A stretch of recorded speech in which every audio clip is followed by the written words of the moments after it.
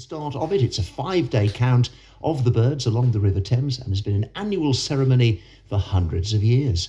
Not all swans belong to the Queen. That is just one of many myths debunked in a new book by Arborfield's Dan Keel. It's called Swan, Portrait of a Majestic Bird from Mythical Meanings to the Modern Day. And Dan joins us now. Morning. Morning, Bill. Glad you could make it today. Where shall we start? Let's start with swan upping itself then. First of all, why is it called upping? Why not swan counting or swan monitoring or something like that? Yeah, so the name swan upping comes from what the uppers used to shout when they would discover a family of swans. So they would be canoeing along the River Thames in their canoes, and as soon as a family of swans was spotted, the swan marker, the current swan marker is a guy called David Barber, and swan markers were in charge of the entire procession, and they would shout all up, and then that was a sign that everybody had to sort of stand to attention, ready with their nets to catch the swans in the Thames. But the sort of concept of swan upping is a fascinating traditional ceremony which started in 1482. So it was King Edward IV who passed a law declaring that all swans were property of the crown. But he gifted some of the swans to wealthy landowners. Incidentally, he always kept the best-looking ones for himself and divvied up the ugliest swan to... They all look very much the same to me. Can you have an ugly swan and a beautiful swan? I didn't know that. Well, I guess they reached that dazzling white at around the age of 4. Before that, there's a lot of grey and brown feathers. They can look quite patchy if they're around 3 years old. So the really majestic swans that we're most familiar with are the mature ones. But as the centuries passed, swan ownership became less and less popular. So things like turkeys and chickens came along that were easier to breed. They were easier to cook. They tasted much nicer because the thing about swan is if you undercook it, it's very tough. If you overcook it, it's very tough, and if you undercook it, it has a habit of tasting like fishy mutton. But I suppose it would, wouldn't it? Yes, based on their diet. Yeah.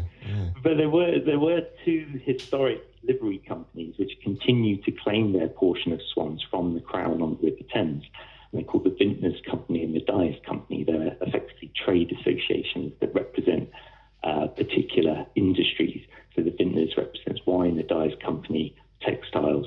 And what used to happen was once a week, 1 week a year, usually in July, canoes would float down the River Thames and they would divvy up the swans between the Crown, the Dyers Company and the Vintners Company. They would grab the swans out of the water and mark ownership by cutting a small notch in the swan's beaks.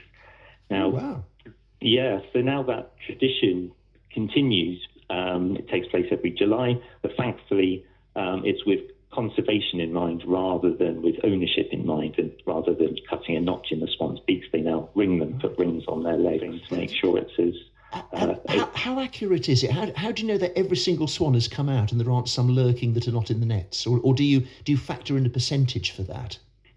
Well, the thing about swan upping is, they're never going to catch every single swan on the Thames, but they get enough data to know to be able to monitor the swan numbers, and they can also recatch swans they caught the year before and see how they're doing, check their health, and all of that information is passed on to the BTO, the British Trust for Ornithology. Right. I mean, there seem to me to be a heck of a lot of them. I walk along the Thames to work every day, half an hour there, half an hour back, and I see, so many of them being fed by humans, many of them very tame. Does this suggest that swan numbers are healthy? Swan numbers are in very moderate decline at the moment. So they're on the RSPB's amber list.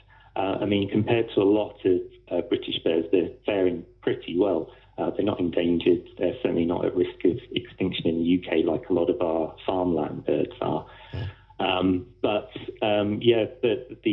The moderate decline is unsurprisingly down to the behaviour of human beings.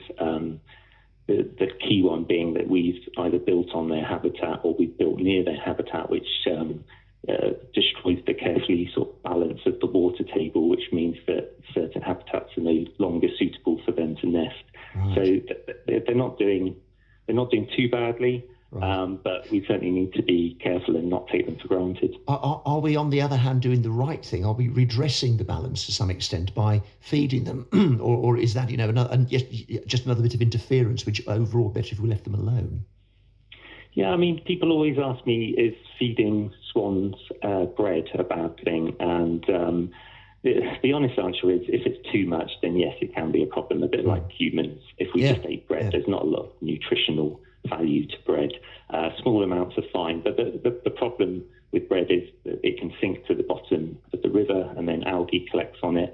And at certain temperatures, that can cause all kinds of nasty bacteria, which poisons the fish. The fish float to the top of the water, and then other wildlife. So it's not so much the swans; it's other creatures that we might be harming by feeding swans bread. How interesting! Right. That's right. And then the other danger with bread is swans and ducks and geese can develop a condition called angel wing, which is a kind of a deformity in the wing, which means they're less able to move around and fly, which leaves them more susceptible to predators.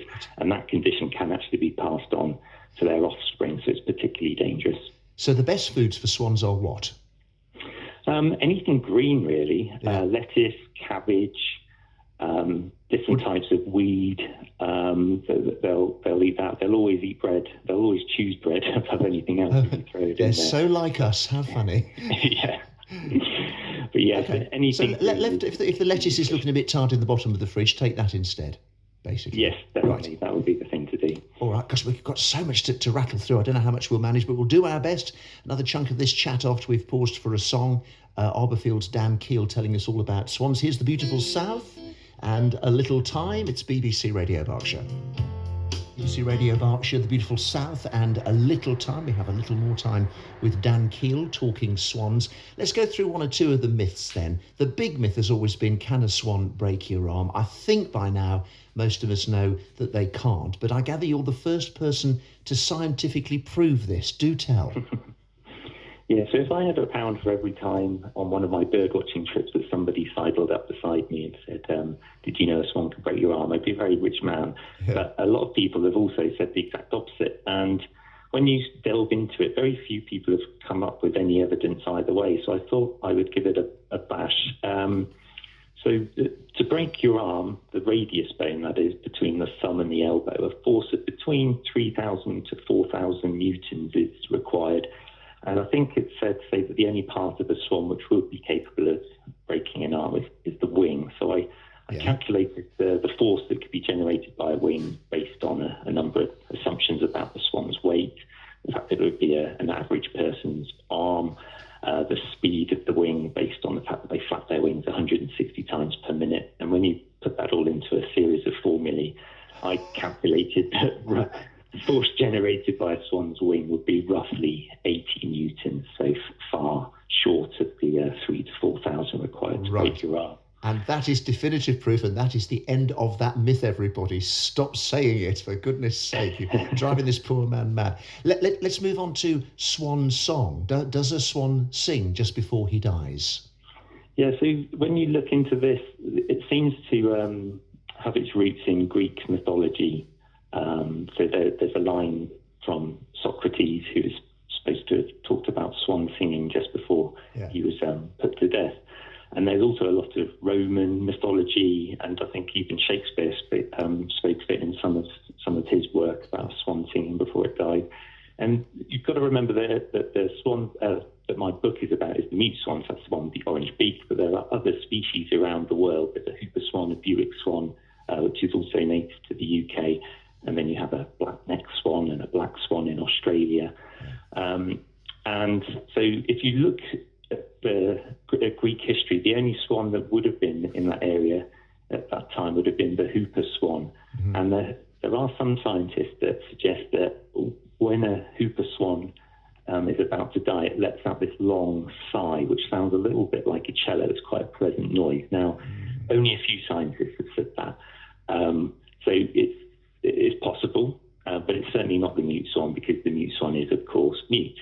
A hiss or an occasional grunt is all it can muster. It certainly doesn't sing. Right. So swan song is a useful expression, but that's all it is. Right. And why do we love them so much today? As I say, I see people feeding the tame swans every day on the Thames. I know they feed the ducks as well, but I feel there is a special thing about swans which I can't quite put my finger on. Can you put your finger on it for us? I think one of the reasons that we love swans so much is that there's a connection that we can have with them that we can't with other birds. So as a bird watcher, I know that and this is quoting a line from a J.A. Baker book, that you feel like you're walking within a loop of red-hot iron that sears away all other life, because most wildlife will run away from human beings, but swans are very, very tame comparatively. They'll wander over to you, they'll share your lunch. And the other thing about swans is they're one of the few bird species that can recognize individual human beings. So when I was a child and I was lucky enough to live in Thatcham, 10-minute walk away from a gravel pit lake, and I would go over there very, very often, and the swans would recognise me as opposed to other children. So I developed a bond. I never knew that. Yeah. That is fascinating. Does that mean they're cleverer than all other birds, or just they've got one really good function that other birds don't have then? Yeah, I mean, they're certainly cleverer than a lot of birds. They're not up in the same sort of bracket as crows and jays and magpies, which are widely regarded to be some of the cleverest birds that we have in the UK. Yeah. But the fact that they're able to recognise individual humans is a real selling point, and I think that it's that allows us to develop a close bond with them. Well, I think that's all been so interesting, and of course we've barely scratched the surface. If we want to know more, we need to go out and get a copy of Dan Keel's Swan, Portrait of a Majestic Bird, from Mythical Meanings to the Modern Day. I shall be walking home with a whole new mindset now, Dan. Thank you so much. Very good to talk to you. Right, we're on the way to our weather, sport and...